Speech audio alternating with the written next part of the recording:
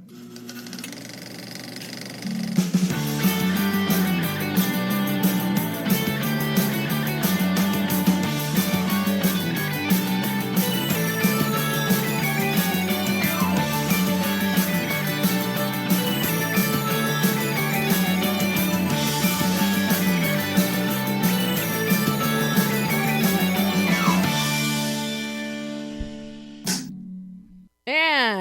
welcome back to another week of Behind the Lens. Oh my God, I can't even get my glasses on today. All right, there we go. Pam and I were chattering away. So, I'm tardy here to the mic. So, welcome, another week of Behind the Lens. We're counting down now. We are in the last quarter of the year. Counting down to wrapping up 10 years of Behind the Lens. It's September already. Can't believe it. I'm sure a lot of you are very happy the kids are back in school. But that's a treat we've got for you today, because while some of you may have kids back in school, there are plenty of the kids that are still at home. And the ones that are in school may still think they want a little bit more of summer. And you're going to get to hear all about that in a minute with my exclusive interview with the fabulous Jenna St. screenwriter, actor, filmmaker, regular listeners and readers. You guys know my love for Jenna and her husband, Kevin Good. They've been on the show numerous times, including in studio in our early days of BTL. 6 years ago or so, they were here with their newborn son at the time, who is now 6 years old. But they were recently here to talk about their series, Sexpectations, that has been doing really, really well streaming. And they've been on for other projects that they have worked on together and separately. And now this, I spoke with Jenna on Friday about a film that she wrote, an incredible family film. It's called Stinky Summer. It is fun. It is charming. It is a delight. You have a baby skunk named Kit. You've got summer camp. You've got friends. You've got frenemies. You've got enemies. And you've got some international spies. It's just so entertaining. Kids are going to love it, right on up to your preteens, but the whole family will like it. It's a lot of fun. But I'm going to talk more about Stinky Summer in just a minute. But joining us, we have another repeat customer today. Anna Elizabeth James, writer-director Anna Elizabeth James, is back with us. She was last here for her film Deadly Illusions 3 years ago. Now she has a new film, a Lifetime movie that is on lifetimemovies.com. It just aired on Lifetime, had its premiere on Lifetime television on Saturday night, and it's on a bunch of streaming platforms right now. It is called Held Hostage in My House. I thoroughly enjoyed this film. She's got a great cast in there. Amy Smart, Matthew Davis, Billy Zane. I'll see Billy Zane in anything, especially when he is cast as perfectly as he is here. Gilles Marini, J.L.E., Greer Grammer. So I'm so looking forward to speaking with Anna again about this new film of hers, Held Hostage in My House. And she brings back a lot of her production team that she's worked with before. She also, and you've heard me talk about this film, Supercell. I interviewed the director of Supercell, but Anna was one of the screenwriters for it, as well as she also wrote and directed the film Destined to Ride. But her editors from Supercell, they're back. You got her cinematographer, Mike McMillan, is back working with her on Held Hostage in My House. It's a really entertaining, it's a thriller, but it's really interesting the way she structured the story and the visuals. So I'm very excited to talk to Anna at the midpoint of the show. But right now, we're going to talk about Camp Clover, a skunk named Kit, and a great group of friends, a fun family, fun adventures, where we go to camp with middle child Olivia, who doesn't want to go to camp. She has no direction in life. Her older sister succeeds at everything. The baby sister in the family, Sadie, well, she's the baby sister, so everybody loves her. And here's poor Olivia, who really doesn't really know where she fits in. But her mother's making her go to camp. And she doesn't want to go, but she goes. And in the meantime, this little skunk that has snuck into her bedroom has managed to sneak into her duffel and goes to camp with her. And that sets off as the connective tissue for making friends with her bunkmates. There's Olivia, Marisol, Penny, and Valentina. And all it takes is a baby skunk to help you bond. And the film is so enjoyable. If you've been to camp, you're going to recognize so many things. If you haven't been to camp, you're going to see this. You're going to want to go to camp. And of course, we have these international spies who are trying to get hold of a program that Olivia's father, a computer program, software that he has designed that they think will make them $1 gazillion. And they pursue, they're looking for this software in the house. They break into the house. Then they end up following Olivia to camp, at which point booby traps abound at camp. And there are some cool booby traps to waylay the international spies. It's just so much fun. I think you're going to love it. I think your family is going to love it. Your kids are going to love it. But right now, take a listen as I talk with Jenna St. John in this exclusive interview. And she talks about developing these characters, what she drew on, coming up with these great camp pranks and booby traps, and so much more. Plus, for those fans of Jenna's who have seen Sexpectations or Dinner with the Alchemist and some other things that she's written, this is the wheelhouse she loves best, the family film, and that's where she wants to be. So this is a really great calling card for her. And you can hear it in her voice when she tells me about it and talks about it. So take a listen now to my exclusive interview with Jenna St. John talking about the stupendous Stinky Summer. Hello, Pest. How are you? Hi, how are you? I'm so happy to be talking to you again. But boy, I'm so happy to be talking to you again. Boy, oh boy, woman. This is a far cry from Sexpectations. It's a little different, right? Dinner with the Alchemist, Sexpectations. You are so far to the other side here. I am, but I guess like this is the movie I want to write. So when this opportunity came up, I had to say yes. I had a newborn at home when I wrote Stinky Summer, but it was just this is my dream, is to write for this space, and so when opportunity calls, you yes got to do it, right? Yes. And I knew that when you wrote this was being kid-friendly. You were in a mom mode when you wrote this. Absolutely. I so thoroughly enjoyed Stinky Summer. Thank you so much. It was so much fun. Your characters are so well drawn, and the way that you capture everything about them. Poor Olivia, she's the middle child.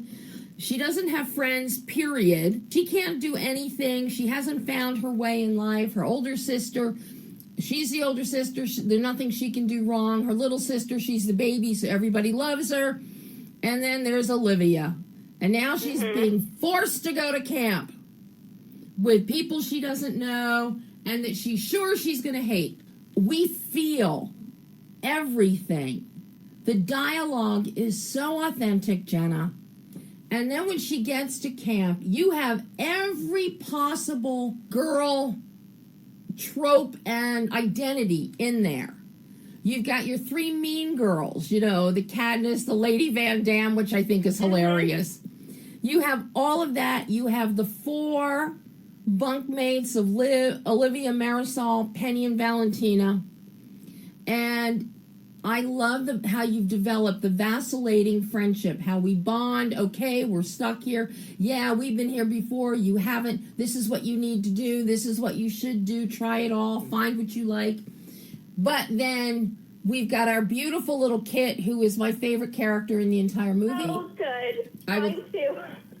I think they're missing the boat by not having merchandising of little Kits. But I fell in love with Kit. And the fact that Kit is what bonds the girls, what also tears them apart at one point, but what also brings them back together. And Kit also serves to help with the divide between the mean girls and the core four friends. Just so well done. You included every camp aspect, everything you can do. Ballet, stage combat, which was absolutely hilarious. And again, with Lady Van Dam.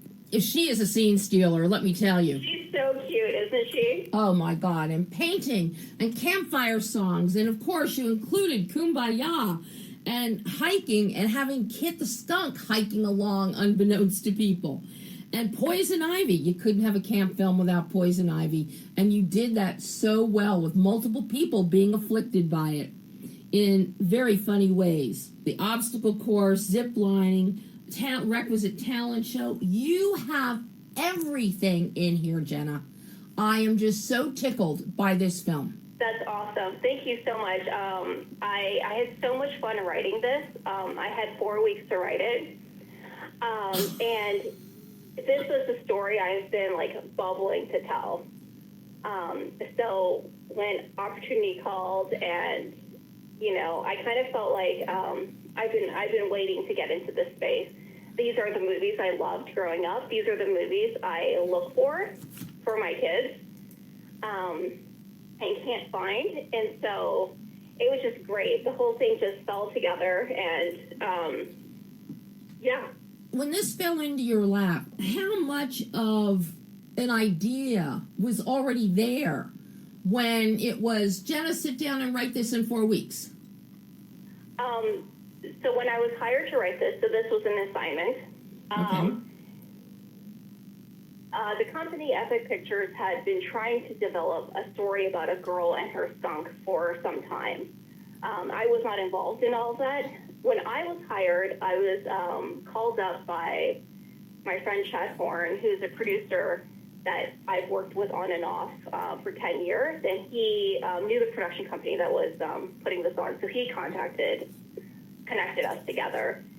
And so he knew, so my spec scripts tend to be for young adult audiences. These are the scripts that I write on my own time, and he has read them. So he knew that I could do this story. So he connected us, and they said, you know, we need a story about a girl and her skunk at summer camp. We need 4 weeks. We need this first draft in 4 weeks. And it was intimidating. It was daunting, but I said yes because I had to. And that's kind of it. You know, I grew up. I was a young introvert. I was constantly felt overlooked as a child, like I think many preteens do. And I went to college initially as a computer science major before, you know, finding my way as a writer.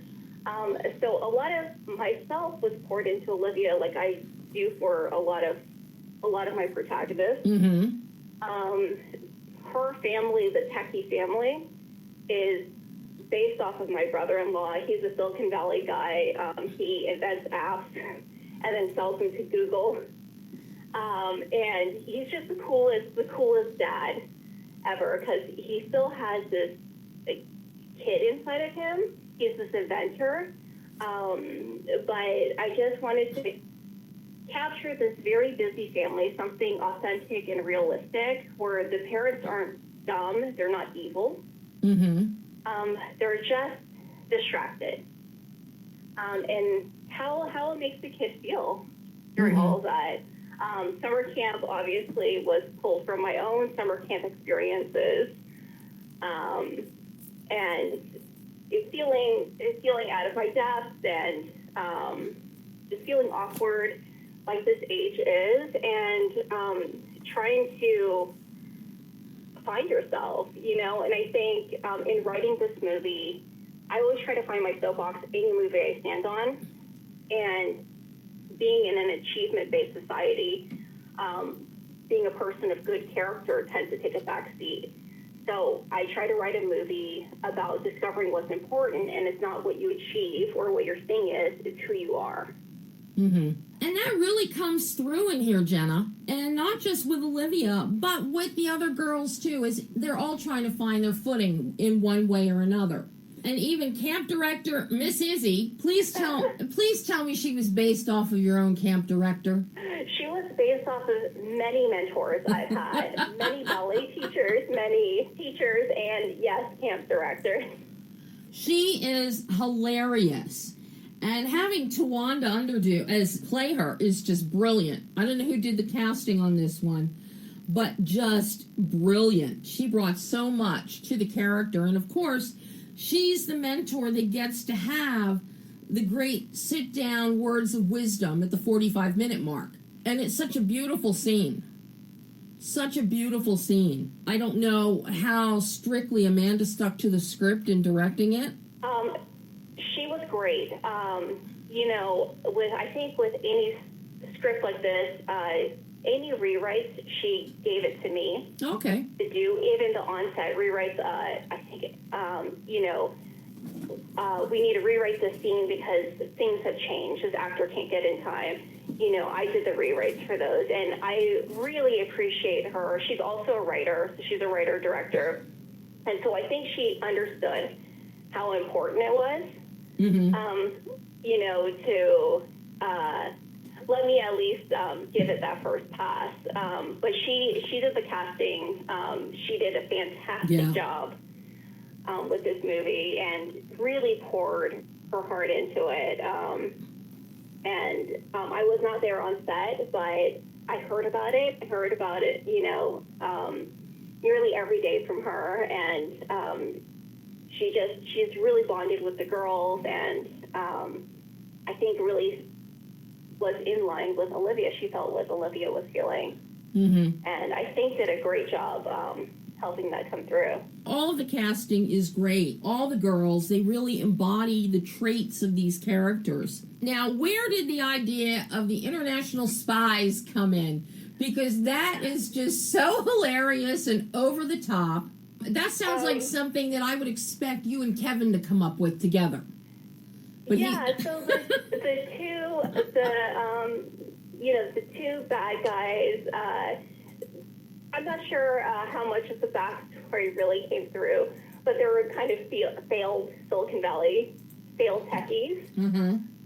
So, of course, they want to steal the invention and take credit and the fame and fortune that comes with it instead of doing it on their own. So after they were cast, after Amanda cast Daniel Ross as Adam and Helen Day as Lynn, I was able to do a rewrite pass on those characters based on these actors. So Daniel Ross is very talented voice actor, and I'm so glad that people are able to see him on screen. So he's the voice of Donald Duck. Oh my gosh. And I know, right? And I knew that I could just push him to a ridiculous place. So I did. I came up with the whole arc of him falling in love with Topher's wife after he was cast, and then really amping up Helen's Britishness. I don't know how to say that. After she was cast. Like, oh, great, the cast of Brit. There's so many fun words they use. Those two had me in hysterics the entire time. But the best part, where really, besides being total screw-ups as they're trying to break into the family house and got, oh, little baby, here's the TV. And, I mean, it just, everything about it was so funny. And then we get to camp.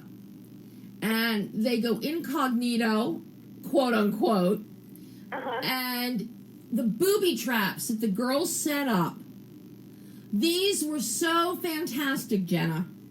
Such great ideas, especially using the poison ivy in such new and inventive ways. Thank you. I really use my imagination to figure out how preteens can torture adults. Oh, see, now you're prepared for your own two. I am. They better watch out. And these are things that I have seen kids do. Your booby traps are things that I have seen kids do, and I will admit that I have done some of them. I won't tell you which ones, but I have done some of them. I can see that. I can see you doing this. Little preteen Debbie. Adult Debbie has done some of them, too. That's great.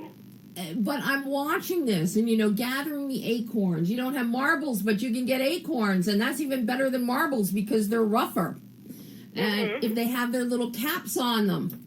And that makes for a whole lot of fun when people fall on those. And, yes, rubbing the poison ivy leaves in the clothes. I will cop to that one. I will cop to having done that. Especially because I'm so allergic to poison ivy. Growing up, every summer I was covered. But I'm watching all of these traps they've set up with the mud puddles and just so creative, Jenna. So creative.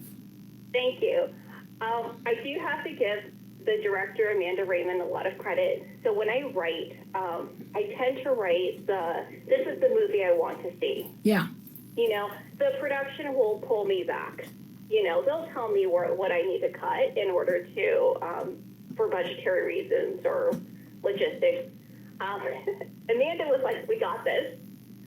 So I never did a pass of a pared down pass, I guess, or a budget pass for this because she was confident that she could pull it off, and she did. And the fact that these were set during the night, and then you have all the antics during the daytime as well, especially with Kit. Was it hard writing for a skunk? It was. I mean, it was hard writing for a skunk. I knew that we would have a puppet, so that allowed me to do a lot. You know, I gave the skunk character when if I was writing for a live skunk, I think I would have been much more restricted. Well, maybe not. Maybe not with one with their stink glands removed, but the personality you gave Kit was so incredible. The minute you see him the first night climb through the window and curl up in the bed with Olivia, it melts your heart, and it's so cute. And I guarantee you that everybody, kids that see this, they're going to be saying, Mom, Dad, I want a skunk. Yeah. I hope not, because skunks are, there was a conversation early on. Yes, I hope they do, but I also hope that the parents are wise enough to say no. There was a conversation about getting a real skunk, and there are skunk trainers, but skunks are high on the rabies list. Yeah. Yeah, and so there was a lot of limitations that would have been put on these characters interacting with the skunk. And so at that point, their director, you know, I think the production as well agreed that the puppet was the way to go, to get that connection and get that closeness. And so for me as a writer, it just made things mostly limitless. Mm-hmm. Great. A good part of Kit is anthropomorphized and comes across. You just want to cuddle up with him. And when the girls are fighting over, well, no, he's mine. No, I'm taking care of him. It's like, no, what makes him yours? It's like Kit had stolen everybody's heart. Yeah. That comes through on the screen, and that works so well for you here, Jenna, because you are such a good writer, and you know that I believe this wholeheartedly after all these years. But you know how to find a central thing that will connect and bond, and you can just expand from there. I mean, you do it in Sexpectations, and that's a whole series. Yeah. And granted, people are bonding over something very different than a cute little skunk, but Pretty different, yes. yeah. But you have that gift. You know that's what you need to do, and you do that so well here. That is your focal point from which that everybody can agree on and connect on. Thank you. That's the entry point. And you just build from there.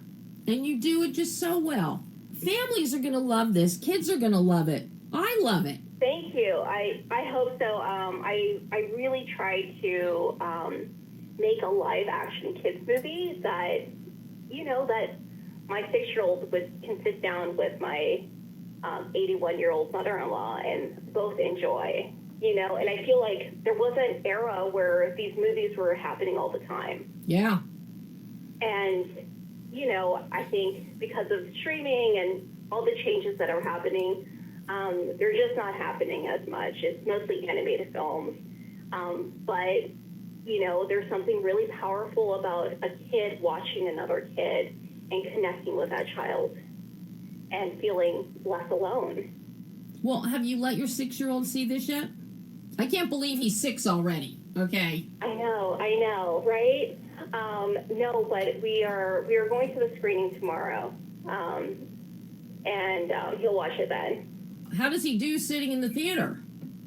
He does great. So he's seen a couple movies in the theater. He's seen the Mario Brothers, all animated, right? So I cannot wait. I can't wait for him to see this, because this is it. You know, how many times did kids watch Home Alone over and over and over again? And it's because they identified with Kevin. Yeah. You know, so yeah, I'm hoping that this does it for a few. Boys might not connect as much as girls will, because it's all girls, very girl-centric. But boys are going to love the hijinks, the booby traps, and the skunk. Yes. Especially when the skunk sprays things. Right. That ranks up there with fart jokes for boys. It does. Jenna, you have done such a wonderful job on this one. I hope you get to do more family films like this. Me too. I just think we need more. You know, we need more content for the whole family. You know, it's for kids, but really it's for everyone. If I could, the idea of this movie. So the idea of I want to see a movie about a girl and her skunk at summer camp did come from Olivia Ewald, and I think she's 13 years old now. Very young, brilliant girl, but she plays Monday, one of the mean girls in the movie. So the main character is named after her, and yeah, she's the reason why I got to write it. So I'm so thankful. So I wanted to make sure that I gave her a shout out. And then Francesca Capaldi, she plays the older sister. Right. She's wonderful. And she's so gorgeous. It's unfair, isn't it? She's talented. She's beautiful. Her eyes sparkle on camera. And she's brilliant. She's smart. She's at USC. And that was one of the casting things that Amanda was looking for. She wanted all of the Davy family to seem smart, to seem witty and bright. And I think she did that, and found great actors for those roles. And so I just wanted to make sure I pointed out a few talent. And Oakley Bull, she plays Olivia, our hero. Oakley is wonderful. She is so good. She is so believable. She is so resonant. You cannot help but connect with her. And so likable. Really authentic actor. Yeah. and still so young. So I cannot wait to see all these brilliant babies grow up. See, you've written, all these brilliant babies have done your project. So when you and Kevin move on and Kevin starts directing another film, you are now building up this cadre of talent you can draw from. Oh, yeah, I plan to. Absolutely. Yeah, I figured as much. All right, well, I know Susan's going to cut us off here because I know she's moving you along. But I'm so happy we got to talk. You know, you and I were going to talk about this film anyway, no matter what. Yeah, so happy that you got to have an early screening of it, and we got to talk about it. You've been a viewer for a long time, and, we love you. And you know I love you guys. Yeah. Come on, I gave you Steve for Sexpectations. I owe you my life for that. No, you know I love both you guys so much. And you and I were going to talk about this film no matter what. Whether you had a publicist on it, whatever. You and I were going to talk about it anyway. So thank you so much. All right, you go play with those adorable children and have a great premiere. Thank you. And that was the wonderful screenwriter, actor, even though she's not acting in this particular film, and just all around absolutely fabulous person, Jenna St. John. So talented. Stinky Summer on VOD tomorrow, September 10th. Everybody can watch it. So as I said at the top, for the kids that are still at home, here's something great for them to watch. For the kids back in school, but they're hanging on to summer just a little longer, this might give them something happy to remember about their own summer. So, Stinky Summer, check it out, whole family. Now, we're going to switch gears here, and I'm so happy to welcome back once again Anna Elizabeth James. Hello. Hello. So good to be back. So fun. I am so thrilled. This year, 2024, is turning out to be the return of so many of you wonderful filmmakers who have been on the show before or who I've interviewed before, because it takes a couple of years before you can get another film made. So now, you're all coming back. I got a film. I got a film. So, and I'm here for that. But, oh my God, Held Hostage in My House. Wow. The last time you were here was for Deadly Illusions. And, of course, in between then, I can't remember, were you on the line when I was talking with Herb about Supercell?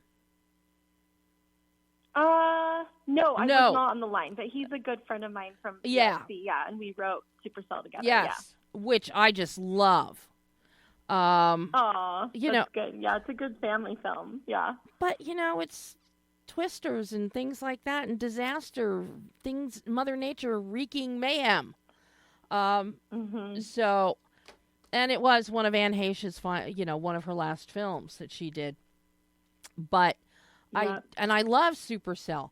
But what I love about things like Deadly Illusions, Destined to Ride, Supercell, and now Held Hostage, it shows your range, and particularly when the depth that you have with character development. This one, Held Hostage in My House, I love the premise. Single mother, trapped, she's trapped in her own house. And while she's there, tied up, hands are tied. This is as much as I like, brass beds, bed frames. This is why they are not good. Because if somebody breaks in your house, they can tie you to it. So she's got her hands tied to the footboard and the headboard. Cannot move. She's knocked unconscious. She wakes up and has no clue what is going on. She's bruised. She's foggy and can't understand what is happening. And you have structured this so that the film opens. We get an introduction. We see this very, very happy mother named Dawn, beautifully played by Amy Smart. And she's got her son, Charlie. Harrison Fox is an incredible young actor, I've got to tell you. Isn't he fabulous? He's so good. We lucked out with him because it's completely such a match between Amy and Harrison. It really worked out. And their chemistry together, they are so believable as mother and son. Mm-hmm. And it is so believable, yeah. So we meet them, and of course, Dawn, she's inherited this beautiful, beautiful house from her grandmother. She's turned it into an Airbnb. I think she should have made it a bed and breakfast where she stays in the house with the renters. But, that's just me. And she's divorced. You can tell from the start, the ex-husband, he's got issues. And the minute you meet him, and Charlie is away from them, you're thinking, oh, I'm so glad she divorced him.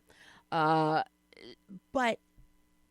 when this happens, and she suddenly is knocked unconscious, wakes up hours later, finds herself tied up, bruised and battered, and she's trying to figure out who would have done this. Who? And in her mind, she's piecing together prior people that have rented the Airbnb. Some, as we learn, you went there with sketchiness. Boy, did you go there with sketchiness of some of these people. This could be a cautionary tale for people renting out their homes for Airbnb. It really is, yeah. But each character is so well done. And the way you've structured the film, as we go back and forth, and she goes in and out of consciousness, and things are reeling through her mind. She's determined, trying to piece things together. And you hear phone calls coming in, and you hear people leaving messages on the answering machine, most notably Charlie, because Mom always calls him back, and Mom isn't calling him back. And you just develop this so beautifully from character standpoint, and each one of these characters just infuses the story itself.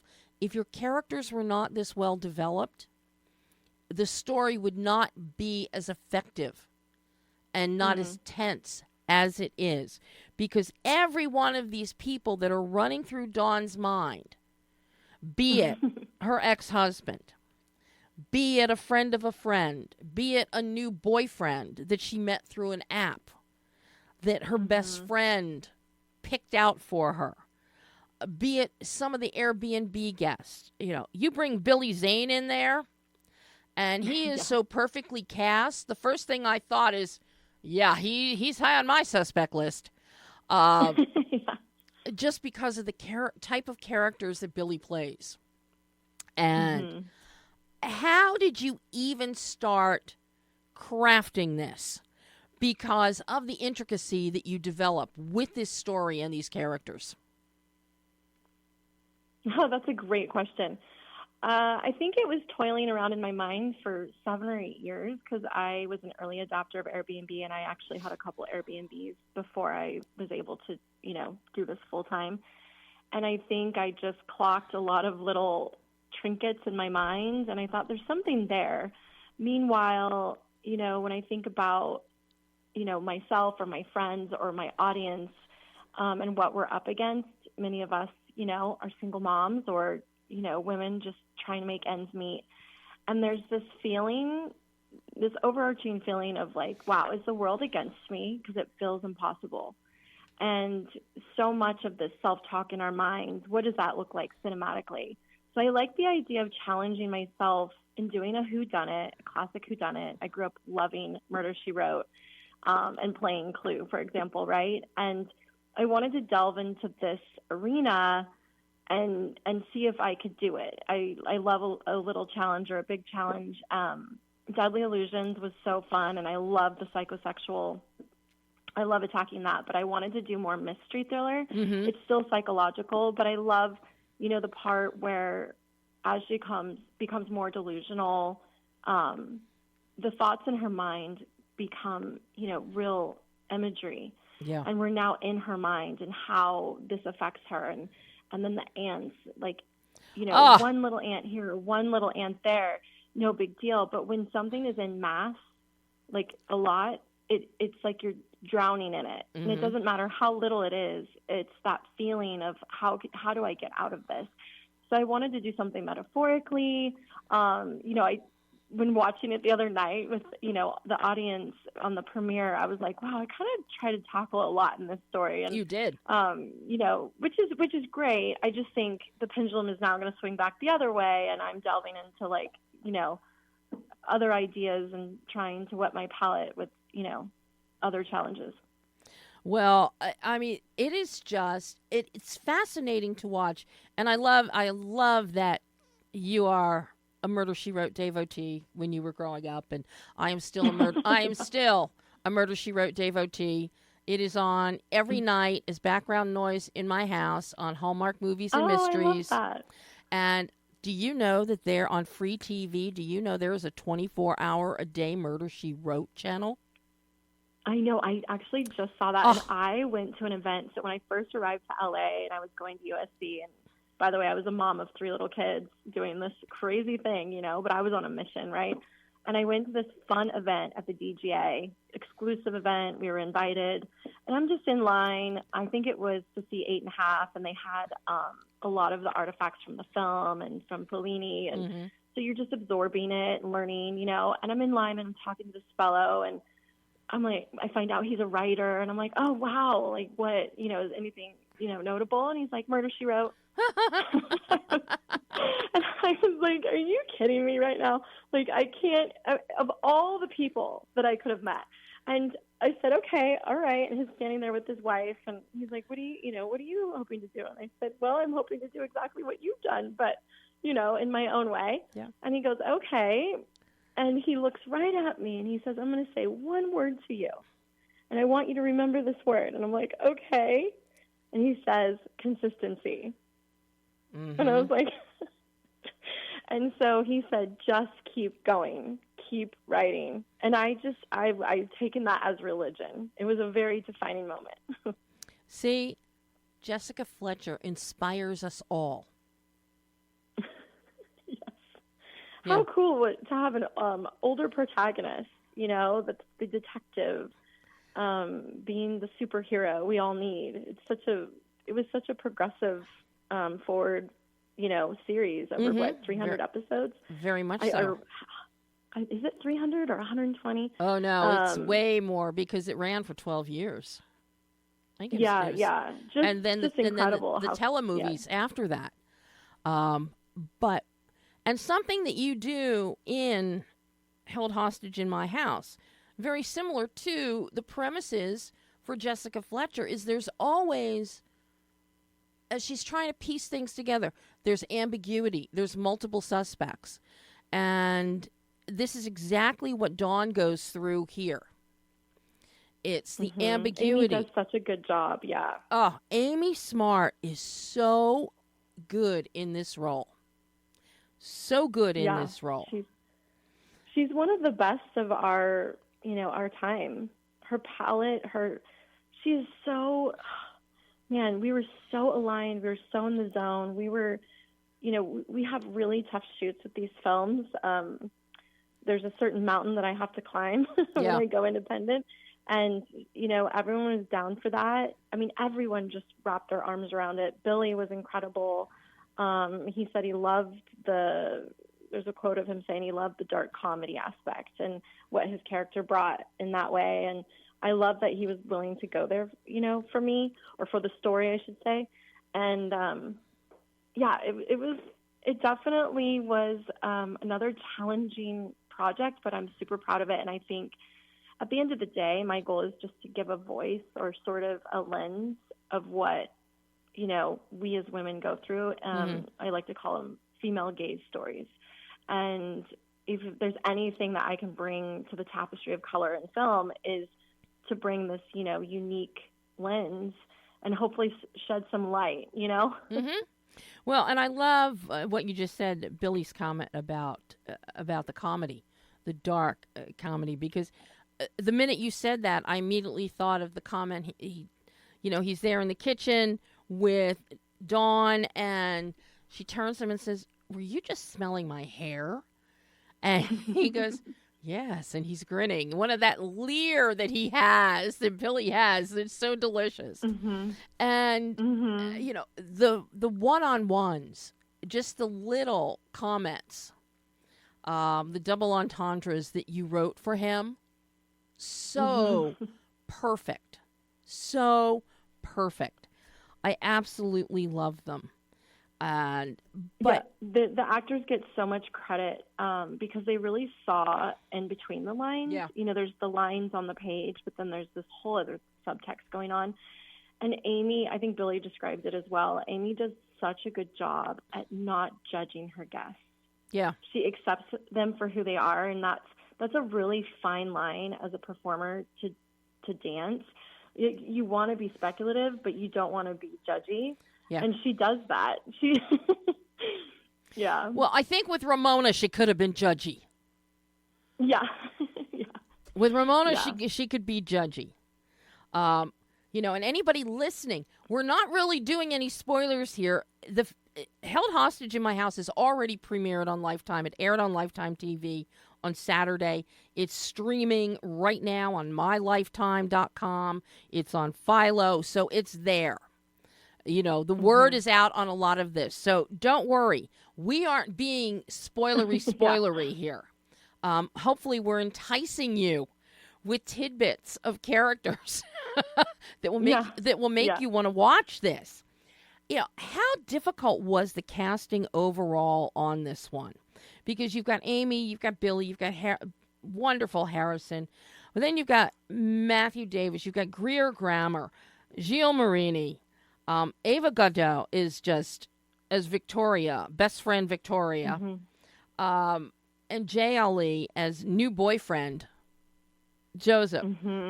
He very much, he resembles just a swarthier Ingo Rademacher, I got to tell you. Yeah, he's amazing. But yeah, it was a challenge.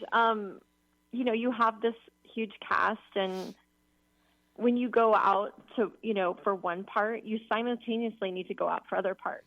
But you also want, as the one who's helming the story tale, right? You want to make sure that you're sort of hitting all of the marks for the story as a whole. So you want your palette, your cast to be eclectic and have a range, and so you can't be duplicative. You have to be nuanced, and so it's always, I call it like playing a chess game. When you're casting, it's like playing a game of chess.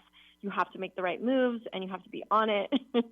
And you know, that's the other part of filmmaking that probably not a lot of people talk about. But you know, there's different seasons to a film, and the season of casting is exciting, it's exhilarating, but it's also very much strategy.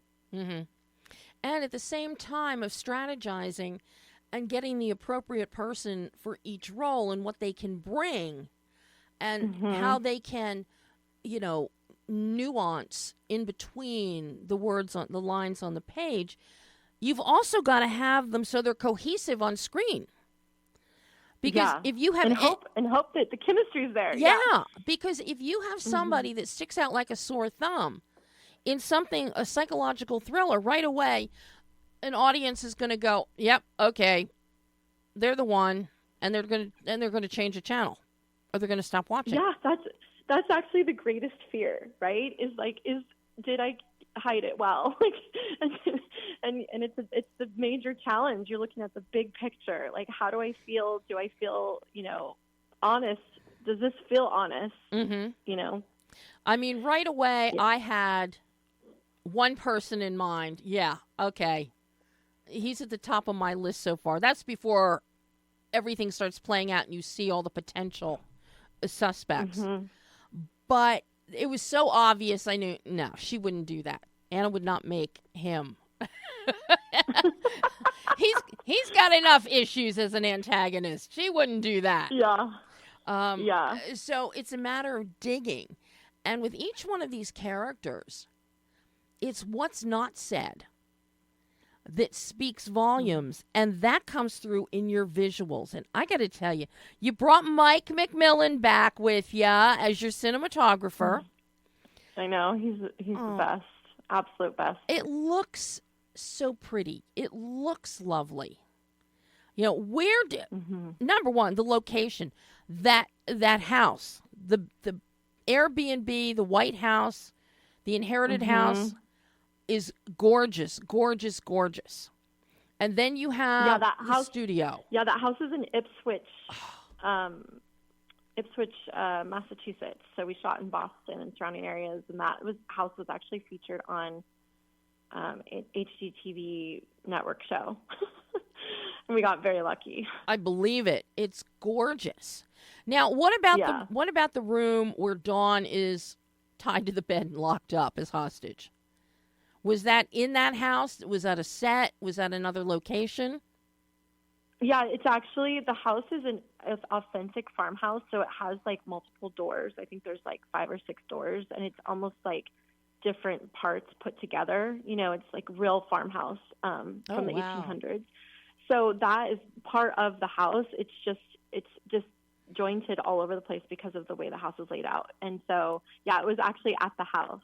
Oh, and it was so hot when we saw it. We were melting in that room.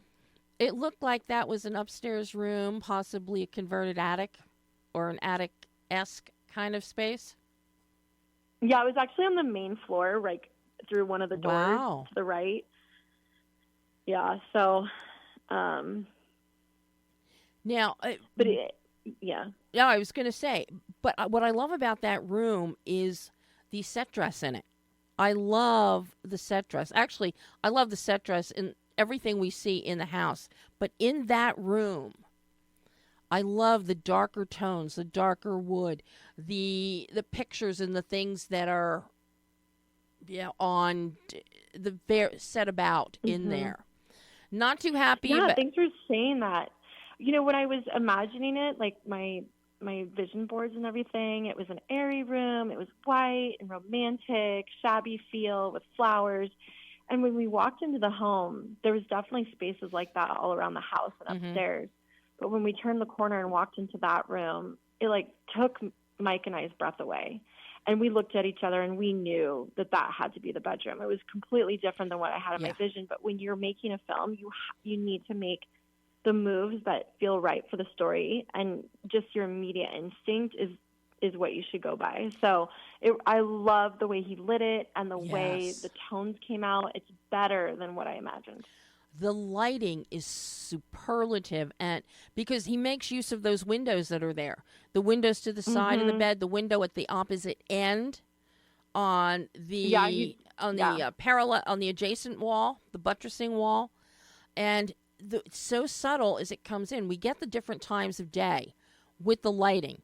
So Mike is that particular with the lighting. So we know that the day is passing. And you cut to the clock in a few instances to give us a time frame, to hopefully give Dawn a time frame as to how much time is passing.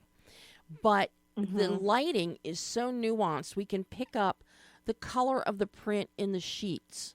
And, you know, it's not stark white. It's homey. It feels comfortable. But even something like that, you can see Dawn's discomfort. So I love that, those little nuances that you give us visually.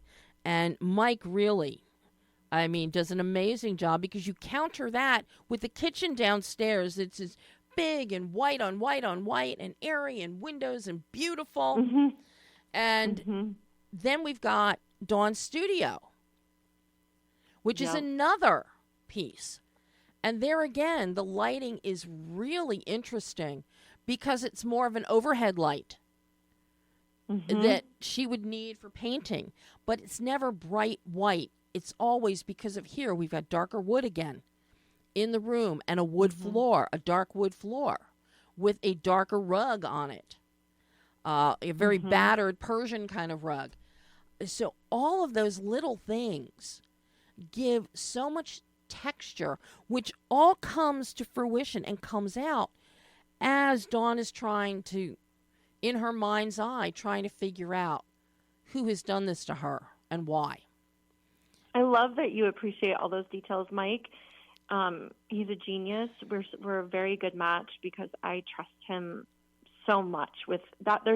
there's a whole other just massive thing going on with the light while I'm focusing on the story and the actors, right? And we work side by side simultaneously, and it's like just a perfect, energy and balance. And there's so much to keep track of with the story because we're cutting back and forth. And that was one of the notes that I got from, other, big producers was like, how are you going to pull this off when you jump around all the time? And, that's a whole other discussion of editing, but you have to trust, the writing and all of that. And that's what Mike did is he committed and he made sure, like, if it said it was noon or if it was the evening or if it was sunset, he brought it. Yeah. And he painted the canvas, and it just, and the way he does it, the way his brain thinks about it. And he's such a good leader. His whole team they work so well. So we have a good time. But I so appreciated that you and Mike did that, because that is one of the first things I have given some filmmakers that I dearly, dearly love, have known for many, many, many, many years. And they'll have me look at a film before it's done, and I'll give them pages of notes and say, okay, you've got a problem here because it's nighttime. Why is the sun coming through the window right there next to the bed? And it's like, I didn't notice that. Yeah, well, that so quickly will take me out of something, and it tells me you weren't paying attention. Yeah, and you're working so hard already. Everyone has showed up to deliver this idea, right? This concept, and you want to transport the audience out of time and space. Right. You want them to travel somewhere. Cinema is such an incredible art form when done right, and to carry the audience to that place, that's our job, right? Is to protect the integrity. And the more you do that, the more they have a trip, right? They have this journey they go on in their mind, and they're like, wow, that was really satisfying. I'm not sure why, but I liked that, and I liked where it took me. Yeah, and you're not sitting there saying, well, it's supposed to be midnight. Why is there sun coming through the window? Right. If they're thinking about that, you've messed up. Like, you haven't done your job. You want them thinking about other things. So we did, I love to have focus groups and test audiences. I love to actually show it to my audience, right, that will eventually see it. And there was 2 big feedbacks that came out of those focus groups with the final cut. One was anyone who was a child of divorce felt so seen and heard, and they identified with Charlie. They were so committed. Like, that through line really resonated with people more so than I thought it would. Because it's kind of a plot device, but it actually is the spine of the whole movie, the mother-son relationship. And so children of divorce just felt so validated because no one's listening to Charlie. Charlie's intuition is telling him there's something wrong with my mom, right? Yep. And how many times do you feel not seen or heard? And when you love both your parents or whatever situation you were in when you were growing up. And then the other thing is they love people. Audiences love it when they're constantly asking themselves questions, when they have to really think it through. Yeah. Because you want to follow. You're right there. I mean, I was right there with Dawn as she's going through each possible scenario, each possible person. But you've got to think it through with her. You have to think. And it's like, okay, maybe, could be. And it's like, no, we didn't see that. She's seeing that. Is this just in her head? So it makes you think. The way you have structured this with this many potential suspects, very Hitchcockian that way. Oh, thanks. Yeah, I love Hitchcock. So, but yeah, this is where you're editing. This is where your editors were fun. RJ and Shane. And RJ cut Supercell. He cut Destined to Ride. But RJ and Shane going back and forth in Dawn's mind's eye is so well done, Anna. You really paid attention. As did they. Yeah. With the timing, with the pacing. And nothing, you don't stay on anything too long. So every suspect is getting they're getting equal time. Some we revisit more than once, only because we're so invested, such as Ramona. Okay, it's like I was dying to know what's going to happen with Ramona. To get an answer later on is great. You know, to see what was going to happen with Kate, with new fiance Kate. And I got you scared the bejeebus out of me with the brush holder, and the bathtub. That's all I'm going to say. Yeah. But folks, when you watch this, if you have watched This Weekend, Held Hostage in My House, you'll know exactly what I'm talking about. If you haven't, you're going to see this and you're going to go, wow. You're going to jump. Good, yeah. The thing about that bathtub scene, I don't know if you recall, there's a bathtub scene in Deadly Illusions, and when Greer read the script, she was one of the first to read. She was like, I said, is it bad that you're going to be doing another bathtub scene, but a totally different character? And she's like, no, I think it's great. And I'm like, it's just funny how it worked out. And so we'll see. For some reason, my brain just is drawn to bathtubs. So but maybe there'll be like a trend in the movies that I do, that there's some bathtub scenes. Yeah, but now this bathtub, though, this is a beautiful farmhouse-style old clawfoot bathtub. It's not a fancy schmancy modern-day bathtub with, jets coming out and all of this. Or walk-in, with multi-steps into a sunken tub. No, this is, it feels appropriate, Oh, good, yeah. We worked hard to find that tub. But, how challenging was the editing on this one? What kind of tortures of the damned did RJ and Shane go through? Oh, man. Well, I have brilliant artists that work with me. I'm very lucky in that way. You are. And it's such a collaborative process. But the editing, I must say, it pretty much follows the script verbatim. Mm-hmm. So when you have the script working right, it makes the edit, that's 90% of it. Now they can finesse and do the finite, which is really where they shine the most. Yeah. There's, it's like doing the laundry. Like, you have to do the dirty work to get to the fun part. And that's where they just took it to the right level. And so the pacing was there because of the script, but then to get it to that extra level, that creme de la creme level, that's a true artist, a mastery of their craft. And these editors,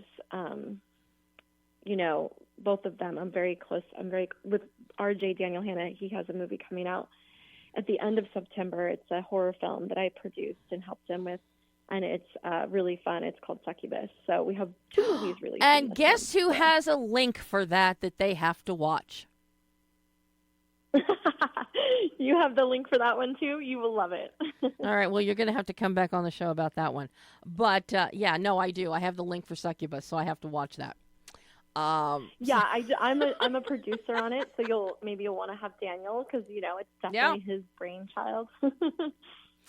But what I love about, you've got the pacing, but it is the minutia within the frames that we see and the angles that they are selecting out of what Mike has shot. We see this a lot with Billy Zane's character of Dr. Walter. We see with the camera that's being set up on tripods, and then we see another version of that, or things that involve while ex-husband and new fiance Matt and Kate are out with Charlie on a camping trip, and you see little things, and certain shots are held or they're not held, or just the flip of Charlie's tablet into a tent, and they don't hold too long on it, which I like, because there's some filmmakers, some directors, editors, they would have held on that. We would have seen exactly where the tablet came to rest inside inside the tent, and we don't have that here. It's like it's quick. So some things, then you're going to think. Here's where your thinking comes in again as you're trying to retrace and figure out what's going on, and you'll remember that quick moment. So nothing is you don't linger on anything too long. I love the angles that are selected and what we see and what we don't see. I love watching that dynamic between Gilles Marini's Dimitri and Ava Gaudet's Victoria. Very well. That whole relationship is very well cut. Very well cut. As is watching Amy with JLE as boyfriend Yosef, with a party and a kissing scene and a turning your cheek away, and is this really happening? Is it not happening?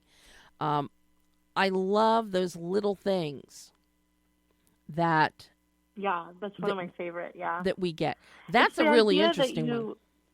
Yeah, it's the idea that maybe your memory is not accurate. That maybe you thought it went one way, but maybe you were wrong. And you have to really self-analyze. Yeah. So we're with Dawn through that experience. And then it helps us question our own lives. That's what cinema and art does for us. It's sort of part of our own healing process within ourselves. So the more honest and vulnerable, and the more you can provide that for the audience, I think it will resonate. You just have to trust that process and just be exhaustive and not be lazy. I think just in my own opinion, I think there's a lot of laziness in film in general. And so, that's too bad. I wish filmmakers were, just treated each piece a little more special and understood, like, this is a big responsibility to be a part of, the generation of, this era where storytelling is, at just the amount of content always being made and putting out around the world. And humans need stories. We really do. We can't survive without them.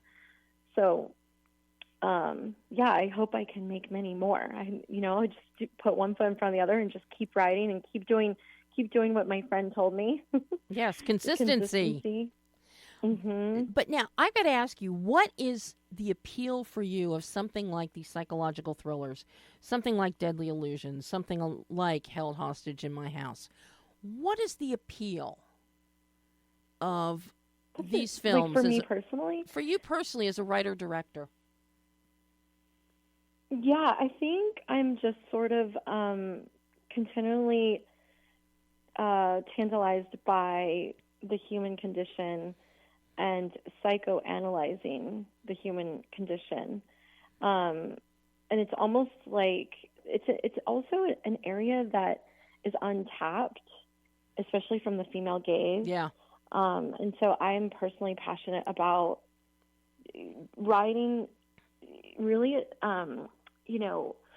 attacking sort of this idea that women's sexuality is cerebral. It's not topical like it is for men. So in all of my writing, I kind of, in different ways, address it because it's something I feel like men especially need to be educated on. So it's like this little thing I get to do is like, okay, let's throw a splash of this in. And maybe they'll go, oh, well, that's interesting. I haven't seen it like that before. That's what makes me excited. And I'm like, ooh, I have something I can offer, what I like to call the cinema palette, that maybe are not in, other stories. Because you just want to offer what your best, idea is, or your best superpower is. And so I think, and then personally, it just is more engaging when I'm writing. If it's like a puzzle and complex, I'm more engaged and I'm more motivated to get it done. So are you going to have another whodunit on the horizon for me yet? I'm actually working on two projects. One, the working title is Murder of a Millionaire. It's based on a true story. Oh. That some folks found me and asked me to write. And so that's super exciting. It's very interesting, and it's very psychological. It has to deal with the legal world and what, a lawyer and attorney would have to experience when they're trying to figure out for their client who killed, their loved one who was a millionaire. So that's really exciting. And then I'm working on like a 1950s-esque Hollywood vibe sort of movie, in the same vein as like Gentlemen Prefer Blondes or High Society from like the 1950s, but in modern day. So those are the two things I'm really tickled by right now. Okay, and they are opposite ends of the spectrum here. Yeah. But But yeah, the 1950s ESO has a mystery element to it. That's super fun. Okay. Yeah. Well, there had to be a mystery element of some sort in there if you're doing it. Yeah, we need to run all cylinders. We can't just have 2 cylinders going. We need like 4. We need right? 4. Otherwise, it's going to be boring. That's it. Anna, this has been so wonderful having you back again. You're going to have to come back again. Maybe I'll have. You're so lovely to have me. Maybe you and RJ for Succubus have you on together. Yeah. Yeah, do it. Oh, that would be fantastic. So, this has been so wonderful to get to chat with you again, and I just so thoroughly enjoyed Held Hostage in My House. And now that I know it's, because I discovered it also on mylifetime.com, so I can watch it again and again and pop it on there and maybe alternate between Murder, She Wrote at midnight at night. There you go, yeah. And thank you so much for just paying attention to all the details and appreciating them. I think the artists will really love hearing that. So another job, so well done. So, thank you for being on the show yet again. Thank you. I appreciate you so much. And I can't wait till the next time. Yes, let's do it. I gotta keep writing. That's it. You got to keep working. All right, you go have a wonderful week and get back to work. Thank you, ma'am. Have a good day, and thank you, everyone. Appreciate it. Bye-bye. Okay, bye-bye.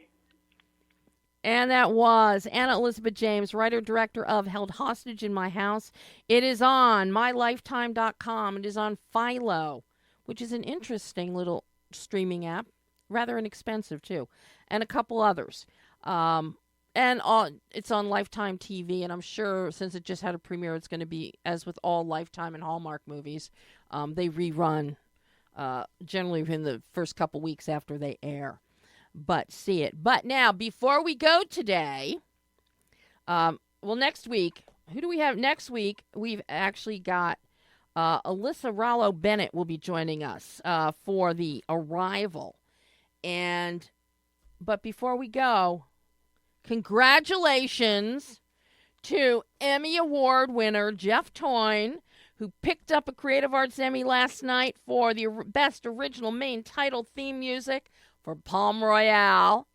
Yay, Jeff. And also, my Sonic A-Team, the guys at Formosa, Michael Minkler, Duncan McRae, Tim Frazier, Thor Feinberg, Masters of the Air Emmy Award for Best Sound Mix for Limited or Anthology Series or Movie. So, yay. I'm sorry the Palm Royale didn't pick up more Creative Arts Emmys. Their strong competition was Shogun. But I'm so thrilled for Jeff, and I'm so thrilled for the guys at Formosa and Masters of the Air. So, Sunday night we'll find out the big Emmy Awards. And we'll see if Carol Burnett wins. Dick Van Dyke won this weekend. And he's looking for work. As he said after he won his award, he's looking for work right now. So anybody out there, if you're casting, Dick Van Dyke is at 98 is still looking for work. But fingers crossed for Carol Burnett come Sunday night. So until next Monday, where we're going to talk hopefully about some Emmy winners that I want to see win. And more interviews, and Alyssa Rallo-Bennett joining us live. Until then, I'm Debbie Elias. This is Behind the Lens.